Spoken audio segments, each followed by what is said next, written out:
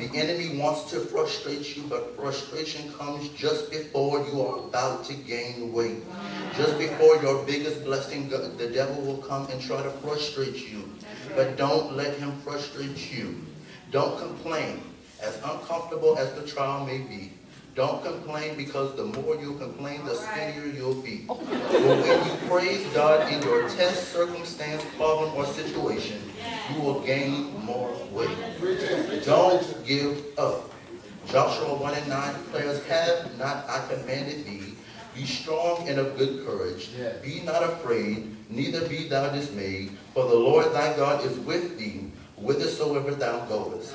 Psalms 27:13 says, I had fainted unless I had believed to see the goodness of the Lord in the land of the living. Ecclesiastes 9:11 says, I returned and saw under the sun that the race is not given to the swift, nor the battle to the strong, but them that endureth to the end. Galatians 6:9, and let us not be weary in well-doing, for in due season we shall reap if we faint not. A couple years ago, the lottery had a slogan. They said you had to be in it to win it. And if you're not in it, you can't win it for that prize that the Lord has at the end. The second thing I want to tell you is don't get frozen in the familiar. Many Christians and saints are frozen in the realm of familiar and comfort. But comfort and familiar are the enemy of change and will hinder you from moving with God. All right. If I could tell you anything, is we must not let our complacency hinder the move of God. If you do not move, you cannot get the blessing.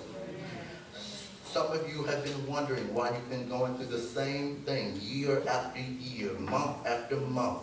God is trying to tell you something. God says, I'll keep you here as long as I need you. The reason that you are in the same place that you've been in is because you have not learned the lesson. No lesson learned. You have to get an A on this final exam. It is pass or fail. You cannot give up, and you cannot let the devil take your prize. The eighth thing I could tell you, and my biggest note, is you must live holy. All of these tips and strategies are useless if you don't live holy. Hebrews 12:14 tells us that without holiness no man, woman, boy, or girl shall see the Lord. In Leviticus 20:7, God says, be ye holy, for he is holy. 1 Peter 1:15 says, but as he which hath called you is holy, so be ye holy in all manner of conversation. 1 Peter 2:5 says, ye also as lively stones are built up on a spiritual house, a holy priesthood, to offer up spiritual sacrifices acceptable to God by Jesus Christ.